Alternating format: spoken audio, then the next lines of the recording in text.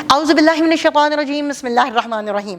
جماعت ہشتم اسلامیات میں آپ سب کو خوش آمدید کہتے ہیں۔ پڑھ رہے تھے ہم باب پنجم، حسن معاملات و معاشرت، جس کا سبق نمبر 1 تھا حقوق العباد۔ ہم نے سیکھے معذوروں کے حقوق، یتیموں کے حقوق، مریضوں کے حقوق۔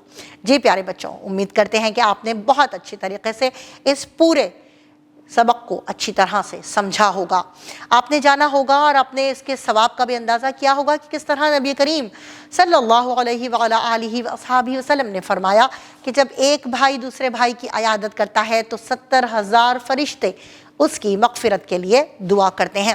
تو آئیے اس کی مشق کرتے ہیں تاکہ ہم اس کو مزید اچھے طریقے سے سمجھ سکیں، جان سکیں اور اس پر عمل بھی کر سکیں۔ تو آئیے اپنی مشق کی طرف اس کی مشق کرنے جا رہے ہیں۔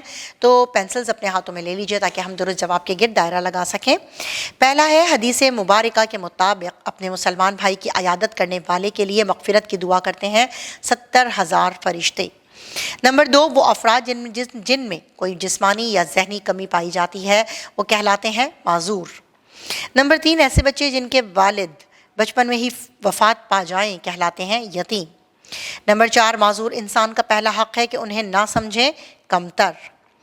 سوال نمبر 2 کی طرف آتے ہیں کہ دیے ہوئے سوال کے مختصر جواب لکھیں۔ پہلا سوال ہے کہ مریض کی تیمارداری کے اجر و ثواب کے بارے میں ایک حدیث مبارکہ کا ترجمہ لکھیں۔ اس سوال کا جواب آپ کو صفحہ نمبر 76 یعنی 76 پر ملے گا، جس میں نبی کریم صلی اللہ علیہ وآلہ آلہ وسلم وصحبہ وسلم نے فرمایا کہ جو مسلمان بھی کسی مسلمان کی صبح کے وقت عیادت کرتا ہے 70,000 فرشتے شام تک اس کے لیے مغفرت کی دعا کرتے رہتے ہیں، اور جو شام کے وقت عیادت کرتا ہے 70,000 فرشتے صبح تک اس کے لیے مغفرت کی دعا کرتے ہیں، ان کے لیے جنت میں ایک باغ مقرر کر دیا جاتا ہے۔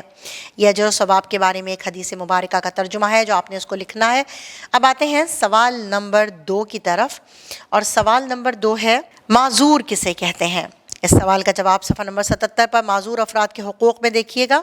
پہلی 2 لائنیں ہیں کہ لفظ معذور کے معنی بے بس، محتاج اور اپاہج کے ہیں۔ وہ افراد جن میں کوئی جسمانی یا ذہنی کمی پائی جائے اور وہ اپنے معمولات زندگی پوری طرح سے ادا نہ کر سکیں، معذور افراد کہلاتے ہیں۔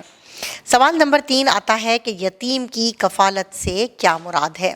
اس سوال کا جواب آپ اپنے الفاظ میں بھی لکھ سکتے ہیں اور اس کو اس طرح سے بھی بیان کر سکتے ہیں کہ یتیم کی کفالت سے مراد یتیم کی پرورش کرنا ہے، اس کی تعلیم و تربیت کی ذمہ داری لینا ہے، اس کے ساتھ خوش اخلاقی، ہمدردانہ سلوک اور رویہ اور کسی قسم کی سختی کو نہ کرنا ہے۔ یعنی کہ یتیم کی کفالت، یتیم کی مکمل ذمہ داری لینا جب تک کہ وہ بالغ و سمجھدار نہ ہو جائے، یہی یتیم کی کفالت سے مراد ہے۔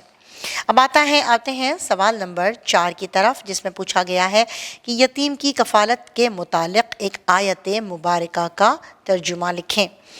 اس سوال کا جواب آپ کو ملے گا، چونکہ آیت مبارکہ کا ترجمہ پوچھا گیا ہے تو یتیموں کے حقوق میں آئیے، صفحہ نمبر ہے 78 اس میں یتیموں کے حقوق میں ارشاد باری تعالیٰ ہے سورۃ النساء کی آیت نمبر 2، جس کا آپ ترجمہ لکھیں گے کہ یتیم کے حقوق کی ادائی کے سلسلے میں ارشاد باری تعالیٰ ہے، اور یتیموں کو ان کے مال ادا کرو اور اپنی خراب چیز کو ان کی عمدہ چیز سے نہ بدلو، اور ان کا مال اپنے مال کے ساتھ ملا کر نہ کھاؤ، بے شک یہ بہت بڑا گناہ ہے۔ یہاں تک اس سوال کا جواب ہے جو آپ نے آیت مبارکہ کا ترجمہ لکھنا ہے۔ اب آتے ہیں سوال نمبر 5 کی طرف۔ سوال نمبر 5 ہے کہ معذور افراد کے کوئی سے 2 حقوق بیان کریں۔ اس کے لیے آپ صفحہ نمبر 77 پر معذور افراد کے حقوق میں دیکھیے گا۔ سیکنڈ لائن ہے اس کی کہ معذور کا پہلا حق ہے کہ اسے کمتر نہ سمجھا جائے، اس کی دل جوئی کی جائے، اس کی عزت نفس کا خیال رکھتے ہوئے اس کی ضروریات کو پورا کیا جائے۔ اس کے علاوہ یہ دوسرا حق یہ ہے کہ معذوروں کی مناسب تعلیم اور ہنر کا بھی بندوبست کیا جانا چاہیے۔ یہ ان کے 2 حقوق ہیں، ان میں سے کوئی سے 2 حقوق آپ بیان کیجیے گا۔ اب آتے ہیں سوالات کے تفصیل سے جواب کی طرف۔ تو پہلا سوال ہے کہ یتیموں کے حقوق قرآن و سنت کی روشنی میں بیان کریں۔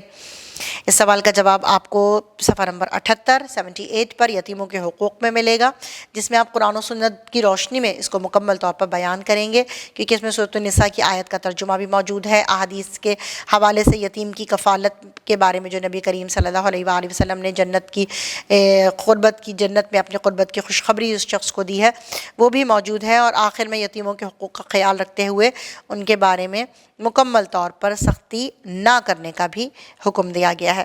یہاں آپ اس کو مکمل کریں گے لانگ کویسچن نمبر 1 کو۔ اب آتے ہیں سوال نمبر 2 کی طرف کہ اسلام نے مریضوں کے متعلق کیا تعلیمات دی ہیں؟ تو مریضوں کے حقوق کے بارے میں صفحہ نمبر 76 پر موجود ہے کہ مسلمان بھائی کا اپنے مسلمان بھائی کی عیادت اور تیمارداری کرنا فرض ہے۔ یہ آپ پورا لیں گے، اور حدیث مبارکہ بھی پیش کی یہاں پہ موجود ہے۔ جو کسی بھی مسلمان کی صبح کے وقت عیادت کرنے والی جو ہے 70,000 فرشتے شام تک اس کی مغفرت کی دعا کرتے ہیں۔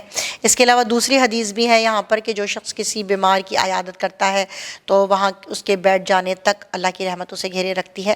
یہ اس کا لانگ کویسچن نمبر 2 کا آنسر ہے، یہاں تک لکھیں گے۔ اس کے بعد اسی کی آخری لائنوں میں آ جاتا ہے کہ مریض کے حقوق میں یہ شامل ہے کہ اس کے آرام و سکون کا خیال رکھا جائے، نیز کھانے پینے، ادویات اور ڈاکٹر کی ہدایات پر عمل کیا جائے، اور مریض کی صحت یابی کے لیے خصوصاً دعا کی جائے۔ تو یہ مریضوں کے متعلق جو ہیں وہ تعلیمات ہیں کہ سنت رسول اللہ صلی اللہ علیہ وآلہ وسلم کے مطابق جب کوئی شخص بیمار کے پاس جائے تو صحت یابی کی دعا دے، تسلی حوصلہ دے، غریب ہو تو اس کی مالی مدد کرے، اور ساتھ ساتھ اس کے لیے دعا بھی کرے۔ یعنی کہ پورا جو مریضوں کے حقوق ہے اس میں سے آپ چیزہ باتیں بھی لکھ سکتے ہیں، اور ان کو ہیڈنگز بنا کر بھی اس کو رائٹ ڈاؤن کر سکتے ہیں۔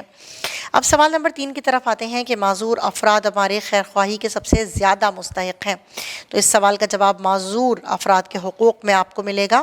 معذور افراد ہمارے زیادہ مستحق ہیں وہ اس طرح سے کہ اندر جسمانی یا جو بھی ذہنی کمی پائی جاتی ہے تو وہ اپنے معمولاتی زندگی پوری طرح ادا نہیں کر پاتے۔ اسلام نے معذور افراد کو بہت ساری مختلف رعایتیں دی گئی ہیں، جیسے کہ معذور افراد جہاد میں شرکت ان کے پر لازم نہیں ہے، اور ان کے لیے ہنر کا انتظام کیا جانا چاہیے۔ اندھے پر جہاد میں شریک نہ ہونے کا کوئی حرج نہیں ہے، لنگڑے پر کوئی حرج نہیں ہے، نہ ہی بیمار پر کوئی حرج ہے۔ اس کے علاوہ اگلے والے پیج پر آ جائیں، صفحہ نمبر 78 پر بھی معذوروں کو رعایت ہے کہ اگر جو شخص کھڑا ہو کے نماز نہیں پڑھ سکتا بیٹھ کر پڑھے، حج بھی اس کے اوپر فرض نہیں ہے۔ تو وہ تمام ایسے خیالات جن کو جاہلیت کے دور میں لوگ کرتے تھے، ان سب خیالات کو اسلام نے رد کیا ہے، بلکہ مسلمانوں کو ایک ساتھ کھانا کھانے کی تعلیم بھی دی ہے۔ تو ہمارا فرض ہے کہ ہم بندوں کے حقوق کا پورا خیال رکھیں، ان کی ادائی میں کوئی کوتاہی نہ کریں، دلجوئی کریں، ہمدردی سے پیش آئیں، تاکہ ہم قیامت کے دن سرخرو ہو سکیں اور جنت کے حقدار بن سکیں۔ یہ سوال نمبر 3 کا جواب ہے مکمل۔